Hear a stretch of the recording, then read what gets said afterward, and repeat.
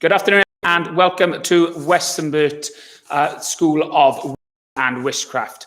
We are at the end of what has been quite an exciting weekend, quite a nervous week for both myself and Mrs. Dangerfield. We have been finding it very difficult. We've had some amazing help from lots of people in trying to solve our mystery, but actually in doing so, we've had so many bits of help that we're still not quite there to establish who it was that committed this heinous crime. So we're going to go through some of the evidence that we've been provided with to share with you to see if that helps you to decide and in turn helps us to decide. I would like to first of all thank all of you for being part of our Magical Literacy Day.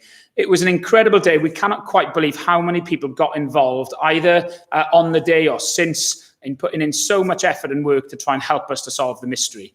Today we're joined by a number, and I'd like to say a big thank you to Avening, to Rodmarton, to Cricklade, to Hatherop, to Westonbirt Prep, to St Faith's and to Haywood, who I know are all but thank you for coming along to listen to a little bit about what we've received into school, and hopefully you can listen out to see if some of your work is shared.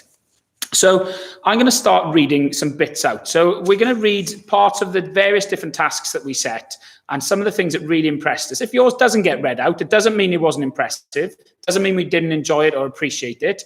But there were just so many pieces of writing that we received that it's hard to pick out just a few. So we're going to do our best and we're going to read them through. So well done to you all. Thank you. And we're going to start with Haywood. We're going to start with Matilda, who wrote a fantastic piece of character description. Her big curly black hair blowing around as she crept around the school. She had one streak of lightning white in her hair. Her angular cheeks sucked into her face. She had menacing eyes that would look down on her prey, and they would be covered in dark black eyeshadow.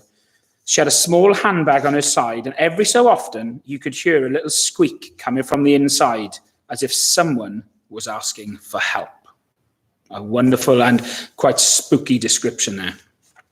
And Sophia, also from Haywood, she's written that she ran like a cat to its prey, ready to pounce at any second.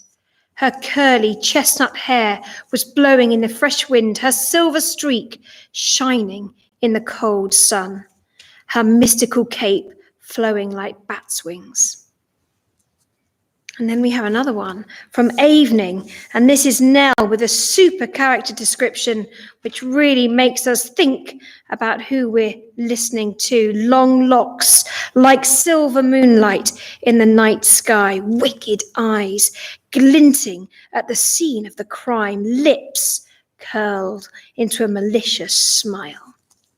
Fantastic. Now, these are just the start of the standard that we've received. And just as a sort of reassurance for you all, we are going to track down this criminal, and we do have some consequences in mind, don't we? And you may, if you visited the school, you may know we have quite a significant cellar and basement under the school. And we've decided when we find out who it is, they're going to be locked in that basement for a very long time with the most terrifying, horrible guards you can imagine. We call them nursery children. But that's for another time. We now go to Harry from Avening. Beneath the crack-filled ceiling lay a decayed, charred piece of paper consisting of names of students who have been shrunken. Under the piano are books with stories trapped inside. The walls and ceiling are ruined, are buried in cobwebs that haven't been cleaned in decades. Now that sounds a little bit like my home, but at the same time, a good description of the setting. I think you'll agree. And then we're moving across to Cricklade, and Felicity has given us quite a good description of our great hall.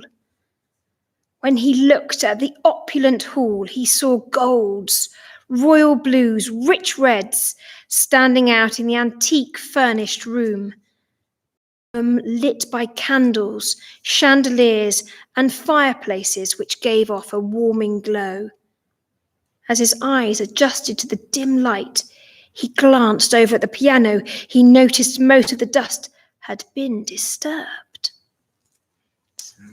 A cliffhanger indeed. And I think one of the hardest parts of the task, there were some amazing character descriptions, some brilliant settings, but the hardest bit, I think, at the end was to put all of that together into a description of the event. So Lewis from Cricklade has done a fantastic job of that, and I'm going to read out part of his. The man with the long, silky grey hair got through the window that is placed behind the kitchen's cooler. He rushed down the stairs and then sneaked round the corners when all the staff went for their lunch.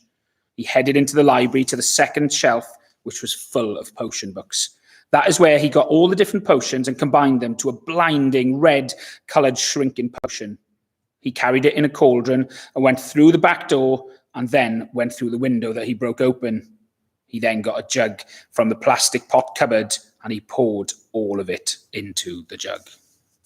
A very good effort, Lewis. Well done. Fantastic. And Lizzie from Rodmartin has done really well on both of her tasks. And we're back again to this great hall. I'm sure some of you have been in here to feel exactly how it feels. The Great Hall by Lizzie. Inside the gigantic Great Hall, the red-hot fire was not the only source of light. While the fire crackled, bits of paper spread with black ink burst out of the fireplace. Some even to the other side of the room. Some you could make out there were names on.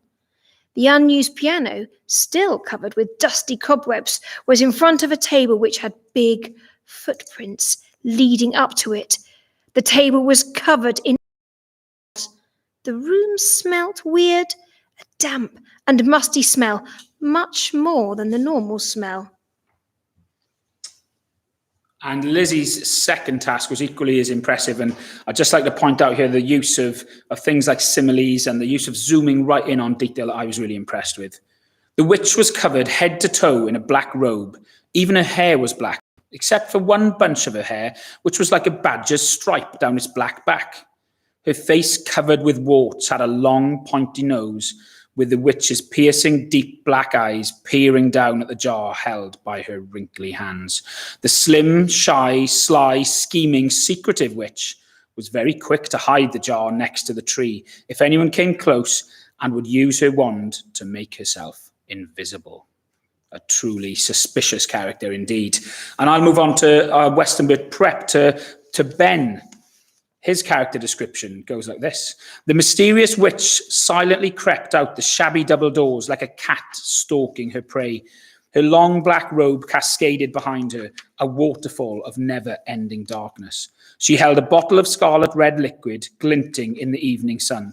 She tentatively glided across the cobblestone path to the arch, where she disappeared into thin air. Poof! Imminently, a dog appeared from the very same arch where the woman had just vanished. It's more mysterious. It makes it slightly eerie to stand here in our wonderful library. It's making me feel slightly shivery. Back to the Great Hall again. The Great Hall is a huge gaping room, says Will from Westonbirt Prep, with a mysterious balcony where nobody ever goes. In the centre there is a fire, which is always lit, staring at you wherever you go. The embers are like little people trying to escape, but they'll always be trapped in that evil fire. I see footprints on the floor, dozens of them, that all trail off to another room where I don't want to go. The smell of the fire blocks out any other smell. Wherever you go, you know it's there. The carpet on the wall is torn in some places, like it's been there for some time. And indeed, it has. Thank you. Right, we'll move on to another character description. Now, this is making it more and more difficult for us because these descriptions are so detailed, it's quite hard for us to pick out just quite who is the most suspicious. But James from Westonbirt describes the character like this. His eyes had no care for the pages of the book, but only fearing being found. In one quick second, his eyes would glance around the room over and over again. He panted like a dog on a hot day and merely missed breaking the spine of the leather-bound book as he flung it from its place on the shelf. It was as if nothing bothered the wizard more than getting the book and getting out at record speed. His fingers were almost entirely bone, and he clearly had no care for presentation as he stumbled through the door with hair, cloak, and nearly glasses wildly swinging through the air. The same thing would be said for his exit, as he hurled himself as a cannonball at the door, landing with a thump and sprinting away. This wizard was mysterious, scared, rushed, and unpresentable. Does this mean he is the culprit? Now, I think that gives us a very good idea of what that potential culprit might look like. And we're back now into the and Chloe from St. Faith's. She decided that this room has an almost greedy table which hid many potions from the air. Its jacket-like cloth was a moody brown and felt like a dissolving hairless bear. The lonely jar lay half broken on the windowsill with an escaping dark red blood-like liquid running down onto the floor and finally going to the shelter in the gaps of the muddy, moulding floorboards. Great alliteration there. And we come to our last couple. We go to Saffron and Hatterup. As the fire in the library exploded out and roared into blue flames, a young, elegant witch cautiously stepped down onto the patterned carpet and, looking around to quickly make sure no one else was in the room, swiftly went round the library, dipping her nose into any potion book she could find. She was up to something for sure. Every so often, she would spin around, making sure that she was very much alone. But all she saw was the polished oak wall winking at her. After 10 minutes or so, she must have found the book that she was looking for with a flick of her wand, she disappeared. And I'm going to finish with another setting description. And this one, very aptly, is about the library at Westonbirt School of Witches and Wizardry. Muggle libraries were clean, says Freddie at Hatherop. Colourful places which smelled of sickening, if used in oversized quantities, air freshener. The library at Westonbirt School was certainly not a Muggle library. Once varnished wood bookcases leaned over the threadbare carpet on the floor. Hundreds of books balanced precariously, skillfully, on the shelves, infested with woodworm. A thick layer of dust lay over the ancient leather books, handwritten from the medieval times. Little did the irritating dust know that the books held some of the most powerful, deep magic known to wizard kind. The library door creaked open, and the grey-silver, greasy hair of the hook-nosed librarian appeared before he pulled the invisibility cloak off the rest of his body and began searching for what he was looking for. Well, I think we have quite the job now to go away and try and work out what exactly happened in this mystery and hopefully allow us to get the children back from out of that glass jar and back into the lessons where they belong. I'd like to thank you from my side, just to say a huge thank you to all of you for joining in, for your patience today. We don't usually use technology here at the Wizard School because we tend to use magic instead. So it's our first time on the YouTube, whatever that is. So hopefully you've all managed to see us and hear us, and we've got that across to you. But thank you for your incredible writing, whether we read it out or not. The time and effort is very greatly appreciated. Thank you all. Thank you. And we have got all of our bats, actually. So to make some space for those final miscreants when we catch them, to make some space, we've cleared some of the bats out. They're ready to come winging their way to your schools, complete with certificates to you all, every single person that has been involved in trying to help us solve this mystery. And if they stay in place, there might be some chocolatey frogs accompanying those certificates. But make sure you check with your head or your headmistress or headmaster when you get back to school, finally, to ensure that you are rewarded for this assistance, valuable assistance that you've given us in this task. To the bats, I think.